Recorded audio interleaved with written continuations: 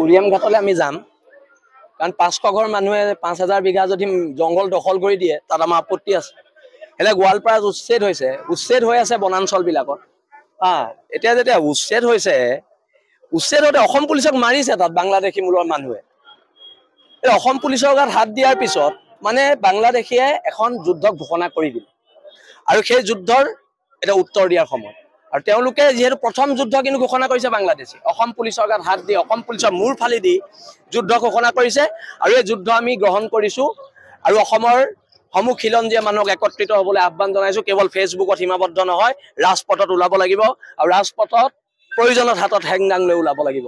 আৰু এটা শিৱসাগৰৰ চিন্তামণিগড়ত বাংলাদেশী সোমাইছে। আজি চিন্তামণিগড় ওচৰৰ পাজৰে মানুহে মোলৈ ফোন কৰিছে। এটা চিন্তামণিগড় মোৰ ঘৰৰ পৰা কেই কিলোমিটাৰ, 15-20 কিলোমিটাৰ দূৰ, 15 কিলোমিটাৰো নহয়। এটা চিন্তামণিগড়ত উচ্ছেদ কৰিবলৈ আমিতো পুলিচলৈ ৰখি নাথাকিম, আমি এদিনতে উচ্ছেদ কৰিম চিন্তামণিগড়, যিকোনো পৰ্যায়ত গৈ উচ্ছেদ কৰিম।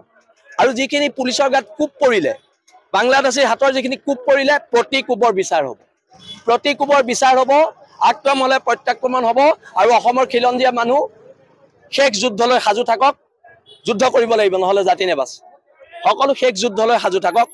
আৰু এটা কথা আমি একদম স্পষ্টকৈ কৈ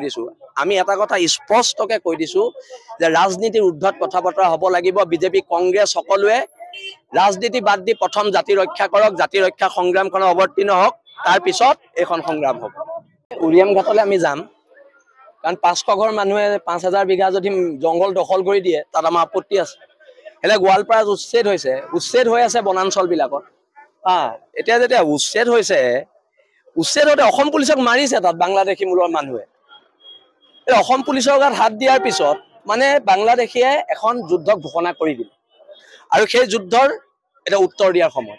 আৰু তেওঁলোকে যিহেতু প্ৰথম যুদ্ধ কিন্তু ঘোষণা কৰিছে বাংলাদেশী, অসম পুলিচৰ গাত হাত দি অসম পুলিচৰ মূৰ ফালি দি যুদ্ধ ঘোষণা কৰিছে আৰু এই যুদ্ধ আমি গ্ৰহণ কৰিছো আৰু অসমৰ সমূহ খিলঞ্জীয়া মানুহক একত্ৰিত হ'বলৈ আহ্বান জনাইছো। কেৱল ফেচবুকত সীমাবদ্ধ নহয়, ৰাজপথত ওলাব লাগিব আৰু ৰাজপথত প্ৰয়োজনত হাতত হেংদাং লৈ ওলাব লাগিব। আৰু এটা শিৱসাগৰৰ চিন্তামণিগড়ত বাংলাদেশী সোমাইছে। আজি চিন্তামণিগড় ওচৰৰ পাজৰে মানুহে মোলৈ ফোন কৰিছে। এটা চিন্তামণিগড় মোৰ ঘৰৰ পৰা কেই কিলোমিটাৰ, 15-20 কিলোমিটাৰ দূৰ, 15 কিলোমিটাৰো নহয়।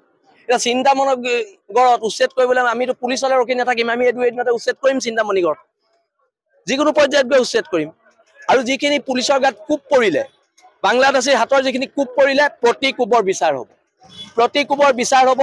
আক্ৰমণ হ'লে প্ৰত্যাক্ৰমণ হ'ব আৰু অসমৰ খিলঞ্জীয়া মানুহ শেষ যুদ্ধলৈ সাজু থাকক। যুদ্ধ কৰিব লাগিব, নহ'লে জাতি নেবাচ। সকলো শেষ যুদ্ধলৈ সাজু থাকক। আৰু এটা কথা আমি একদম স্পষ্টকৈ কৈ